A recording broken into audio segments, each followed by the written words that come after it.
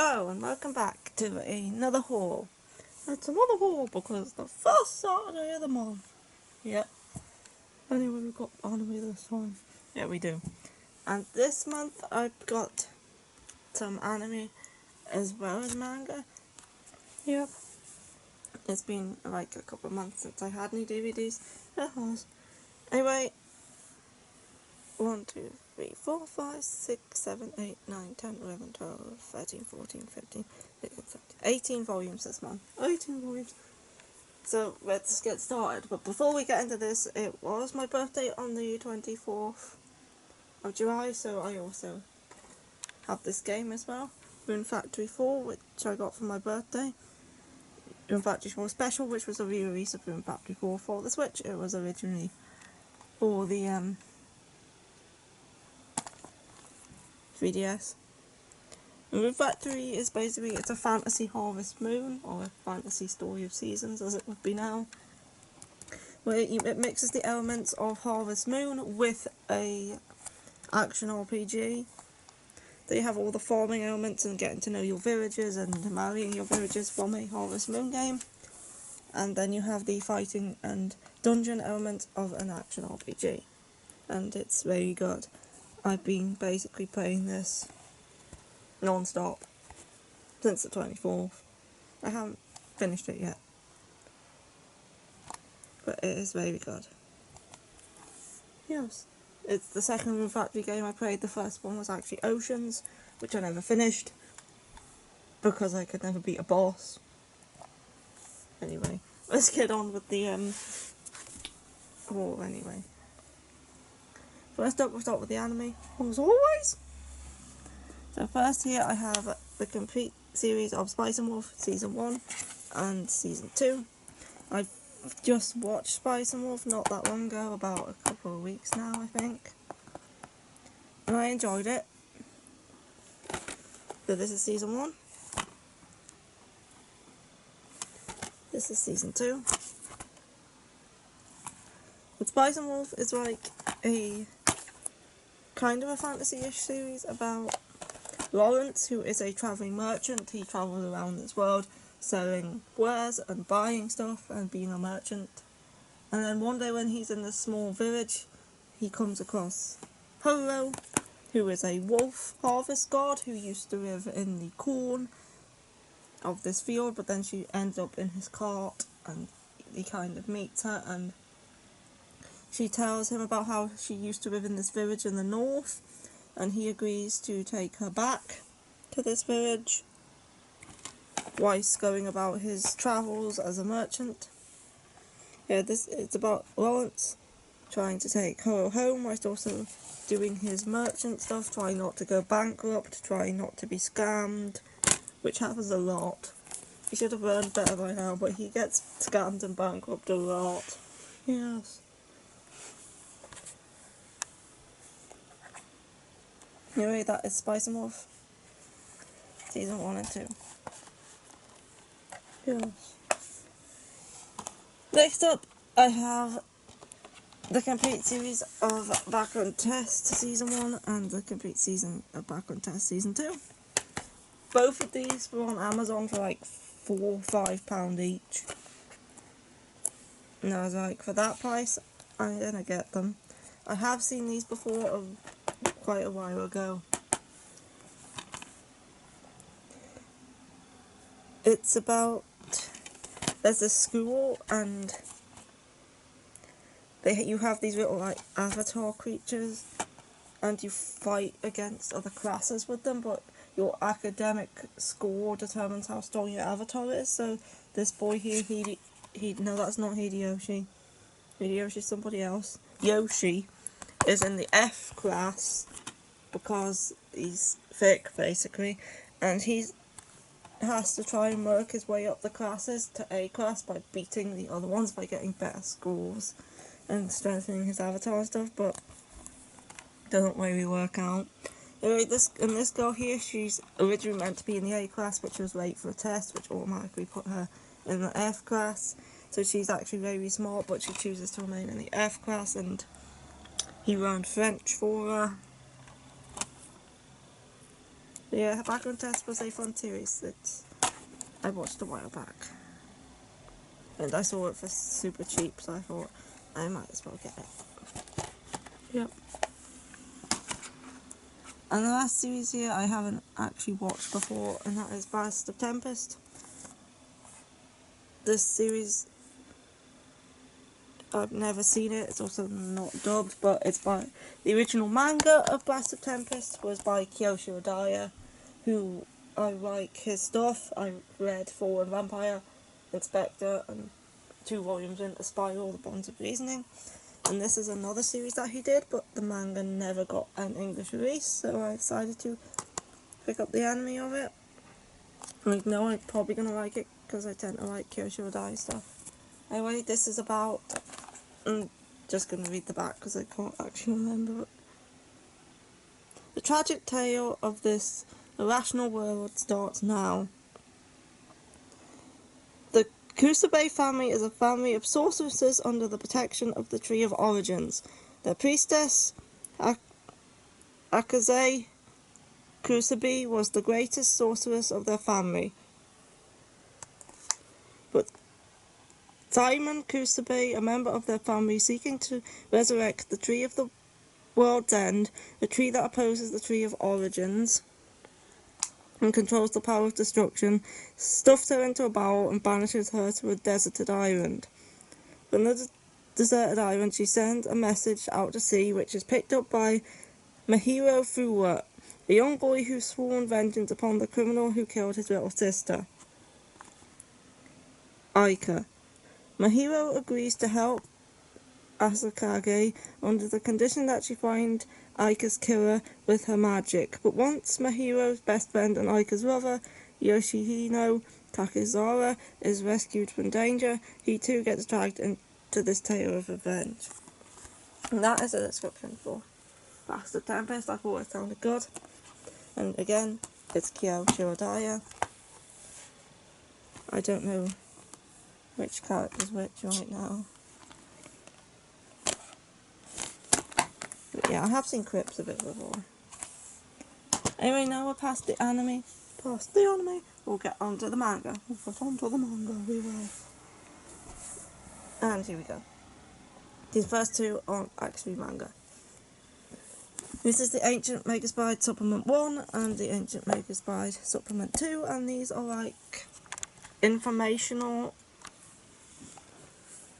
books on the lore and world of the Ancient Magus Bride. This one covers volumes 1 to 3, this one covers volumes 4 to 6. And it basically just gives you more information on the lore and the reasonings behind some things and sayings and stuff. Tells you about the folklore and where the inspiration came from and the setting. Although the setting for the Ancient Magus Bride is the UK, where I live in the UK, so some of this information to me is pointless because I already knew it. But there is some interesting stuff in here on the folklore and the fairies and stuff. So yeah, I have read through bits and pieces of these.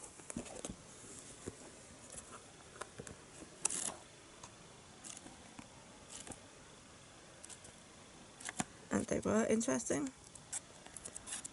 I haven't read through the entire things, obviously, but I've read bits and pieces of them, like the chapter names and where the sayings come from and stuff.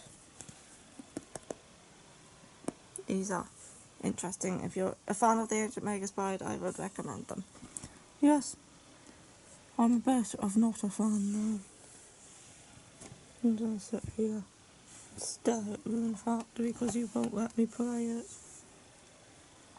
Next up, I have Cast Heaven Volume 2, which is a yaoi. It's about this school where your rank and is determined by which cards you hold. There's like a set of playing cards, and depending on the card you hold is what role you play in the class. And the Joker is like the one who gets bullied and picked on, and then you have the Ace and the King who are like in charge. No, the king is in charge and the queen's under, and Jack's like the assistant to the king, and everyone else gets given a role depending on the card. Like an 8, you could be like a jock, like a 6, like you're a geek, stuff like that. And there's like a tally as to where you rank depending on what you have. But anyway, the guy who's always been the king, suddenly, after a change in like every so often they change the ranks around, and he goes from being the king to being the joker, and the guy who was the jack, who was like his assistant, becomes the new king and starts basically bullying him and getting him to do what he wants as revenge for all the times he's done it to the rest of the class. And it's a very messed up yaoi, but I'm enjoying it. Yep. There's also another couple in here. There's like 2 storylines, and there's another couple as well about this guy who used to be the Jack, who suddenly gets bumped up. You know, he used to be the Joker, who suddenly gets bumped up to like quite the Jack, I think, and the guy who used to be one of the higher cards, then goes down to becoming a lower card. But he helped him become the Jack because he gave him the card that he found. And he's like being very nice to him, but I think he's using him for something because he seems kind of shifty. I don't know yet because I've only read the first volume. Anyway, next up, my Akami Summer for the month, volume 21 and 22. 2 volumes left for next month, and I will have them all. I've read this one. I have not read this one yet. But yeah, I've got 25, so another 2 volumes, I'll have them all, and I can get it finished, and then I can concentrate on finishing something else that I'm maybe Devil's Line. I've been meaning to finish that for a while. So yeah, Akami Summer, I talk about it every haul basically. Will only be appearing in one more haul. Next haul will be the last appearance of Akami Summer. Yes, it will.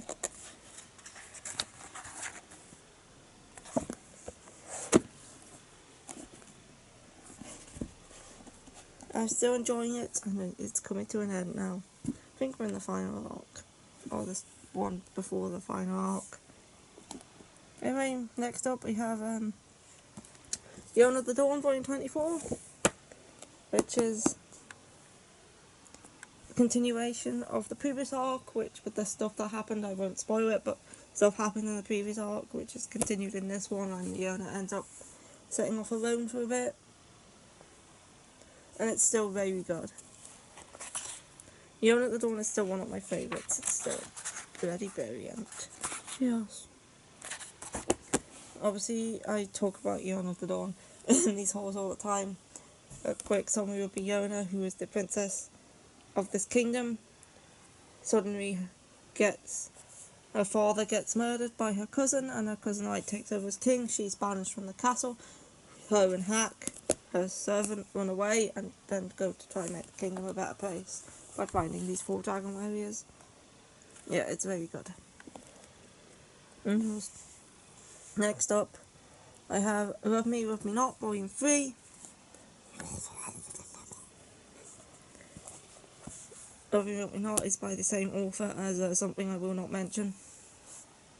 You will mention it, considering you've got it in this bloody pile. It's by the same author as I'll Have a Ride. Badgy doesn't hate this one quite as much. No. It's a shoujo school romance manga about 2 different best friends who start go to school together, and there's this girl, and then there's her brother, who, if you haven't read the first volume, I won't spoil anything, and then there's this other girl here, and her childhood friend, this guy here. So she likes the childhood friend, and then she likes this guy's brother, but there's some other stuff going on with the brother and stuff, which I think I won't spoil it. Oh my gosh. I'm covered in my own hairs right now. Yes. Next up I have the Water Dragon's Bride Volume 3. Decided to get more of this eventually. I read the first 2 volumes ages ago. Volume 3 is the first volume where the main girl, forget her name, Asahi, is a teenager. She's a little girl in the first 2 volumes. Anyway, Asahi as a child was playing in her garden and she fell into this pond where she ended up in this other world where there's these gods, including the water dragon god who rules the oceans, and like she is sacrificed to him and he decides to make her into his bride when she's older, and he also steals her voice because he finds her annoying. Anyway, so she's trying to figure out how to live in this world that she's been taken to, and then there's the stuff with the water dragon, then there's this guy who befriended her. It's good. It's by the same author as Dawn at the Arcana. Love Dawn at the Arcana. I'm looking forward to the new series coming out next year, but it takes place in the same world. Yeah, the Water Dragon's Bride. I will be getting more of this now that I'm read this first one. Yes, finally. Volume 11 of that series we shall not name. I'll have a ride. Volume 11. 2 volumes left, Badgy. Not having it. 2 volumes and you can stop all this. Shut up. Yeah, I'll have a ride. It's good. With 2 volumes off the end. I know how it ends. I looked it up. I must do stuff like that. Can I have it back? No! We all know you like it. I don't like it. I really don't like it. Put it there. Fine. Anyway, moving on. She's annoyed.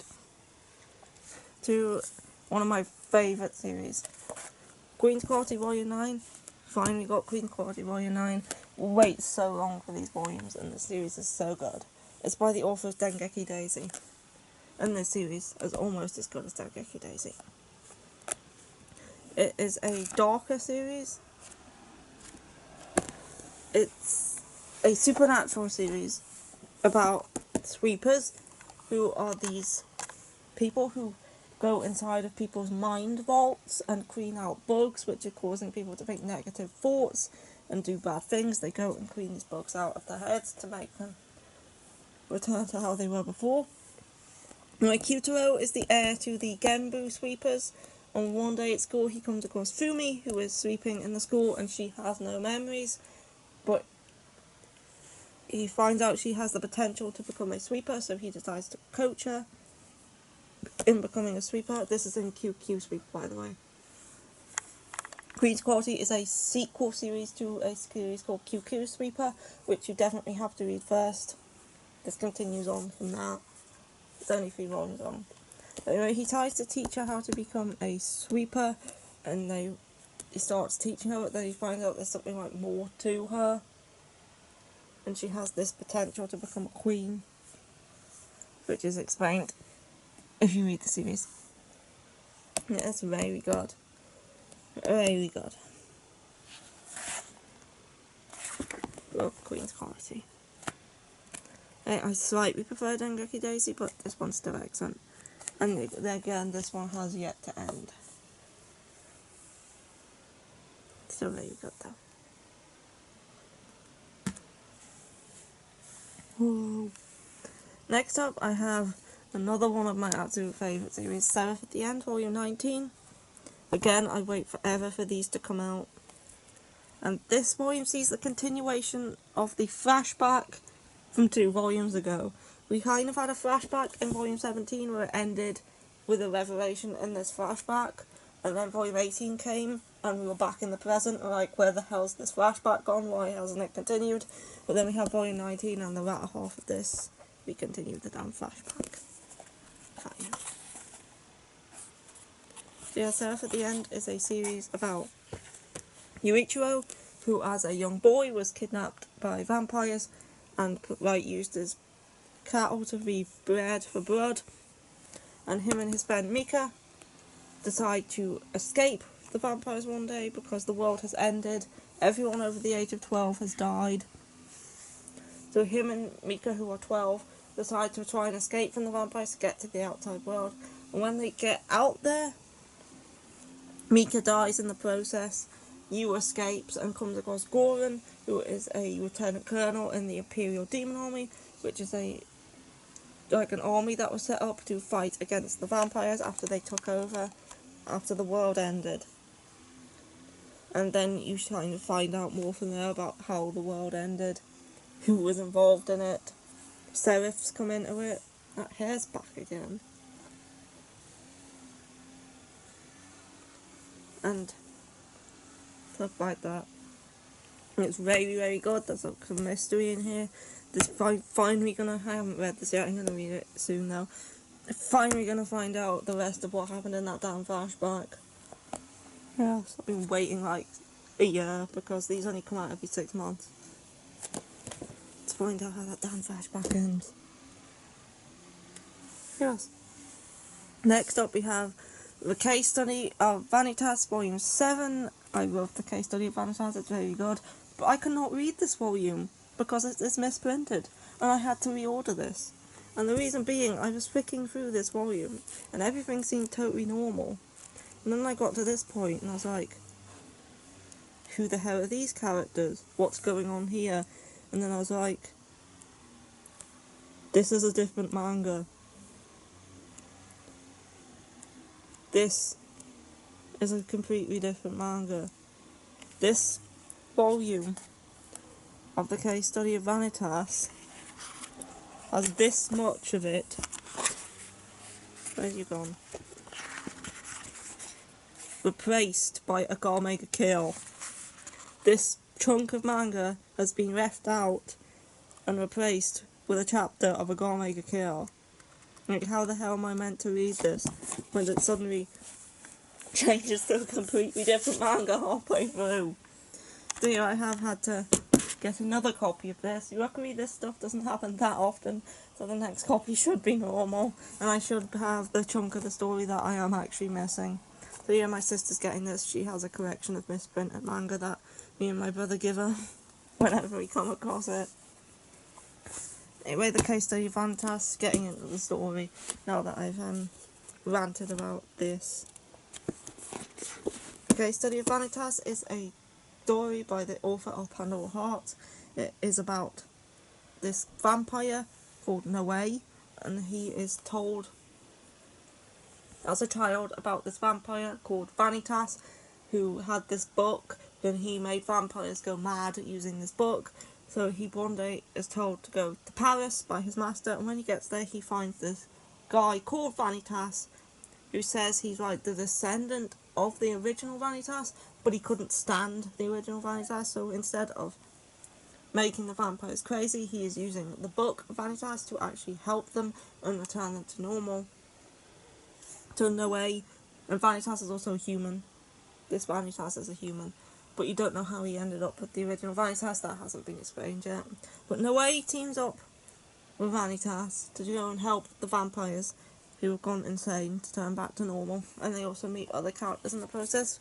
And this is a arc about this girl called Chloe that we're currently in, which half of it, a chunk of it is missing and replaced by Akami Summer. What chapter was it? So yeah, if you ever wanted to read chapter 14 of Akami Summer, it's in here. Yes. I'll take that bookmark out now. Put that over there. Yes. Anyway, next, the rest of the manga is in full working order. Yes. We have For the Kid I Saw in My Dreams, Volume 5. It's a mystery series by the author of Erased. It's a very good one too. It's about this boy called Senri. Say Senri. Senri. I think it's Senri. Who, as a child, him and his twin brother Kazuto they were abused by their parents, by their father. So they used to like hide out, and they could like see each other. They have like this shared vision when one of them's in pain or in trouble, the other one can see what they're seeing. And anyway, one day was their father's in one of his like violent moods, so Kazuto gets Senri to hide because they tend to take turns hiding, and whilst Senri is hiding, he hears some stuff going on.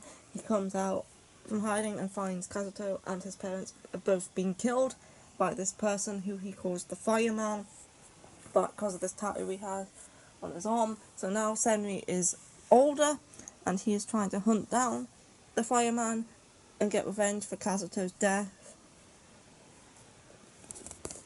and like try and figure out why he did it, what connection he had to his parents and stuff like that, and it's good.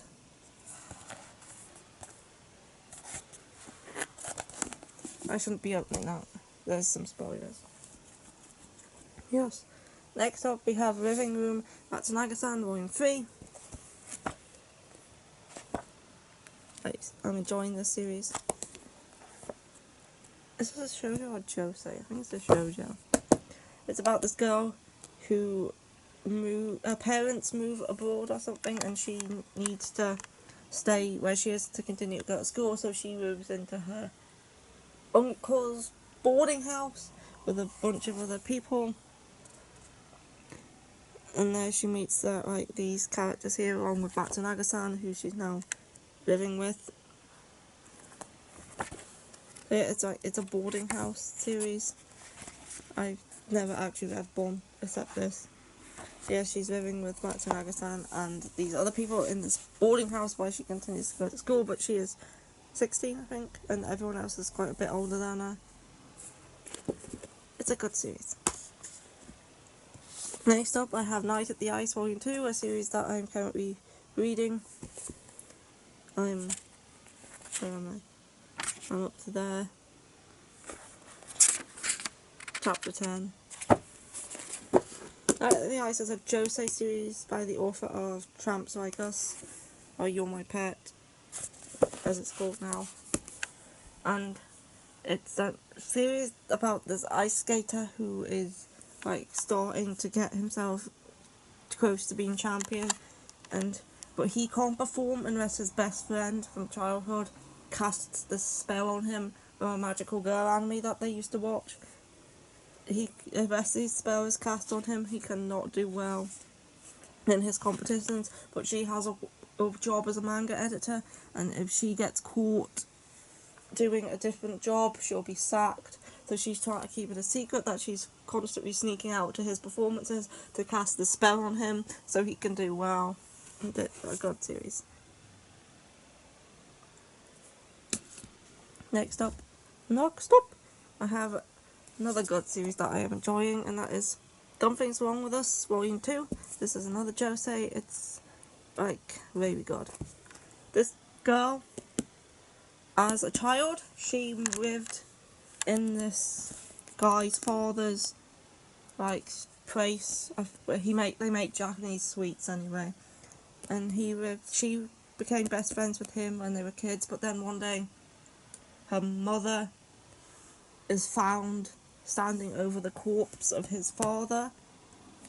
Though her mother gets the blame for the father's murder and gets sent to prison, but then years later, when she's older, this mysterious man shows up and hands her a letter from her mother saying that she was framed. She did not kill his father. So now she wants to find out the truth of why him, as a little boy, said it was the mother's doing when it wasn't.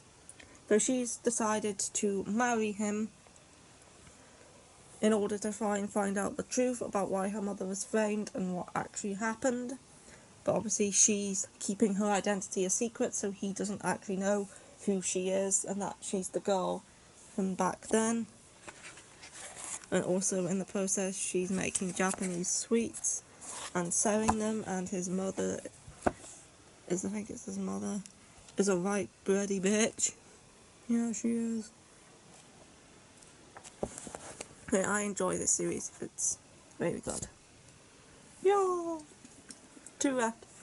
Next I have All Maidens in Your Savage Season, which is a new series that I have reading. It's not new out, I'm just now started to read it, and I really enjoyed this first volume. It's about these, I think there 5 or 6 of them. There's 5 of them. These 5 girls who were in this literary club at school, so they read books and discuss them with each other, but normally they were used to reading like middle grade books, but now they've moved on to more adult books, and they've started to read more smutty stuff with sex and stuff, and because of that these girls have started to become more aware of sex and more interested in it and want to learn more about it. So it's about these 5 girls as they discover like their sexualities and what they want to do.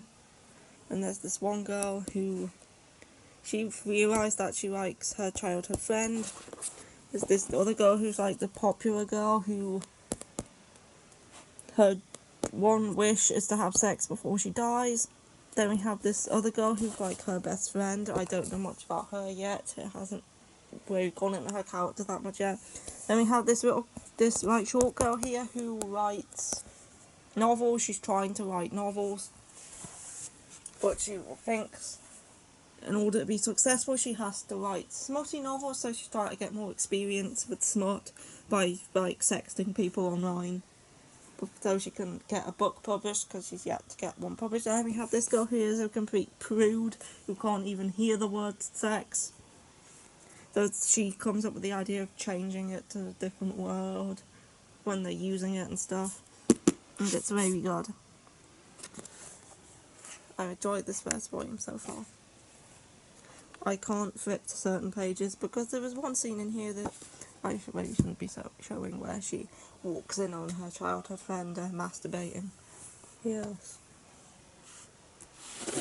Now last up I have Little Miss P, The Second Day, which is a series of short stories continuing from volume 1 about periods. Little Miss P is like this personified period, and she comes around every month and punches them and takes their blood and stuff, and it's a series of short stories much like the first volume was, just about periods and having periods in different circumstances. Like we have a girl in fighting a zombie apocalypse, and then there's this girl in space trying to conceive with a fluffy alien, and then there's a one about idol singers, there's middle school kids, there's a Korea woman, grade school kids learning about it for the first time and stuff like that. It's very good short stories, these are. I enjoyed it as I did the first volume. Quite quirky little stories and informative as well. Yes. Anyway, that is it for this haul and this video. Yes, cheers. I really shouldn't have allowed you, but I'm right back in the stack, so yeah, go read Vanitas. I can't. Alright, that's it. I will see you for another video at some point. Yep, I suppose I will too. And goodbye and bye. Press the off button.